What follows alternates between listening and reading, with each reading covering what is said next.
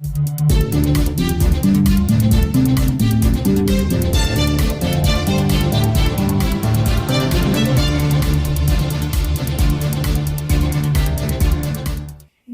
dans votre émission préférée.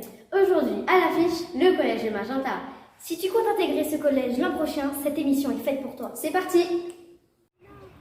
Bienvenue au collège de Magenta, un des plus anciens de Nouméa.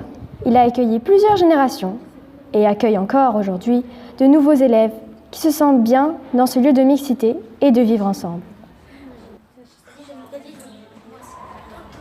Au collège, tu peux bénéficier d'un casier où tu peux déposer tes affaires pour alléger ton cartable. Ensuite, direction les salles de classe, indiquées par ton emploi du temps, car au collège, à chaque heure, tu changes de salle selon la matière indiquée. Salle classique pour le français, l'histoire et les maths par exemple, ou salle spécialisée pour les sciences, l'art plastique et la musique. Quand la sonnerie retentit, le cours est fini et place au cours suivant. Un des services essentiels au collège, la vie scolaire. Tout de suite, en images. Si tu arrives après la fermeture du portail, tu passeras par la vie scolaire.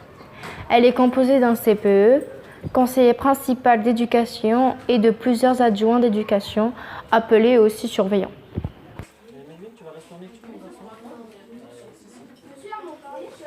Tu passeras obligatoirement par la vie scolaire, un endroit où tu obtiendras de l'écoute, de l'aide et des réponses à toutes tes questions. Au collège, il y a tellement d'élèves que la direction est composée de 2 personnes, le principal et le principal adjoint, Monsieur Rivano et Monsieur Viola. Partons à la rencontre de Monsieur Rivano, le principal du collège de Magenta.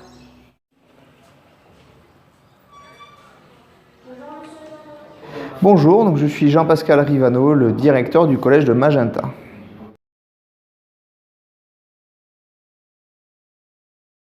Alors, le gros changement majeur, c'est qu'à l'école primaire, en CM2, vous avez un seul enseignant, alors qu'au collège, vous aurez en 6e 10 enseignants, un par discipline. Donc ça, c'est un premier changement. Puis un autre changement majeur par rapport à ce collège, c'est que vous allez passer de 100 ou 200 élèves au primaire à 750 au collège. Donc, Pronote, c'est un outil de communication, donc, pour les parents et pour les élèves vers les enseignants, mais aussi des enseignants ou de la direction vers les parents ou les élèves. Ça, c'est un premier point. Un deuxième point, il permet de gérer les notes que les élèves auront.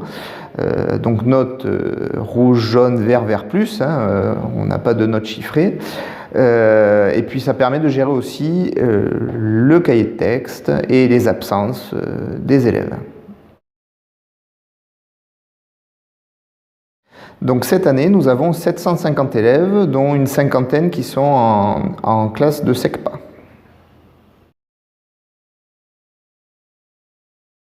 Donc la SECPA, c'est la section d'enseignement général et professionnel adapté.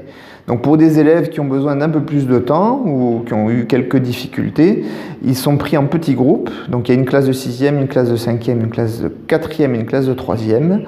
Et donc ils sont pris en petits groupes par un enseignant et ils travaillent les mêmes disciplines que les élèves du général.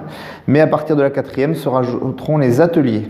Donc atelier ici, atelier menuiserie, atelier restauration, service. Et maintenant, partons à la rencontre de Monsieur Viola, le principal adjoint du collège de Magenta. Bonjour monsieur. Alors je suis Monsieur Biola, Jean-Michel, je suis le principal adjoint du collège de Magenta. Le portail est ouvert à partir de 7 h, mais les cours commencent à 7 h 20. Alors cela varie selon les classes et l'emploi du temps. Donc il y a des élèves qui peuvent très bien terminer à 15 h 30, il y en a qui peuvent terminer à 16 h 30. Le plus tard, c'est 16 h 30 dans la journée. Alors un emploi du temps, c'est une grille qui va indiquer à chaque élève quels sont les cours qu'il a dans la journée et dans la semaine.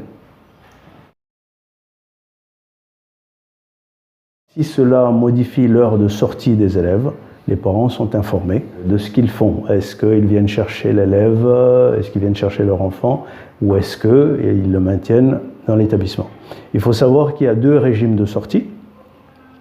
Il y a des élèves qui ont un régime de sortie qui leur permet de sortir lorsqu'il y a un professeur absent ou lorsqu'il y a une modification d'emploi du temps, c'est-à-dire que les parents prennent cette responsabilité-là.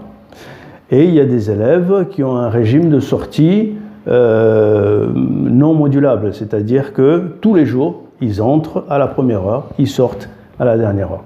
C'est un régime qui permet de rassurer certains parents qui préfèrent que leur enfant reste dans l'établissement. Dans le cas où il y a une modification d'emploi du temps, ceux qui sont en régime non modulable, eh bien, ils vont en salle d'études. À ce moment-là, ils sont pris en charge par la vie scolaire.